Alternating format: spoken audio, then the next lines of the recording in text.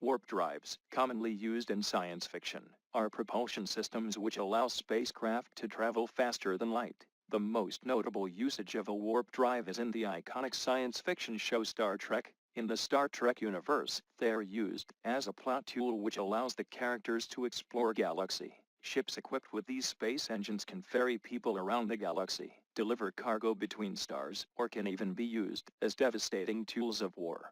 Interest in the subject caused one reader to ask, what is a warp drive, and how do they work? Could a Star Trek warp drive ever cross the boundary from science fiction into science fact? What are warp drives? Most versions of the warp drive use a loophole in general relativity to circumvent the universe's ultimate speed limit, the speed of light. As you or anything else with mass accelerate towards the speed of light, more and more energy is required to accelerate faster. Because of this exponential increase in the energy requirements, to accelerate just a single electron to the speed of light would require more energy/matter than exists in the entire universe. That's why it's called the ultimate speed limit.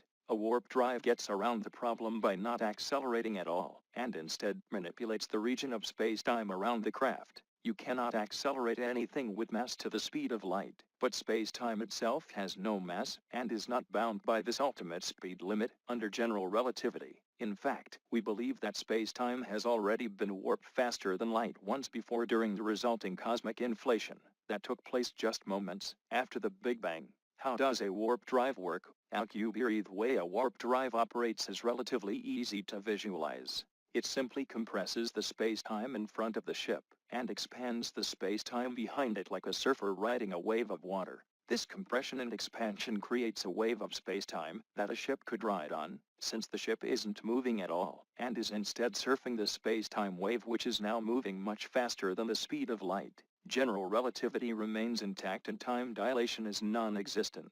Problems with warp drives. How it manipulates space-time to create the wave is where major problems arise. The first versions of the warp drive, Alcubier's warp drive, call for theoretical exotic matter and negative energy which may or may not exist, and requires a spacecraft to harness the matter/energy equivalent of something the size of Jupiter. Current status of warp drives. With the recent advances in theoretical physics and string theory, researchers Dr. Gerald Cleaver, Dr. Richard Abauzi have calculated how a warp drive could work under M-theory, and it brings some good news. While still far beyond our level of technology, a FTL warp drive becomes a bit more plausible, as the requirements become much more manageable by focusing on the physics of quantum field theory, instead of general relativity. They worked out that under string theory, a warp drive would no longer require exotic matter, and the required energy would be roughly 100 kg of antimatter 1019J, to warp the space around a ship the size of the space shuttle.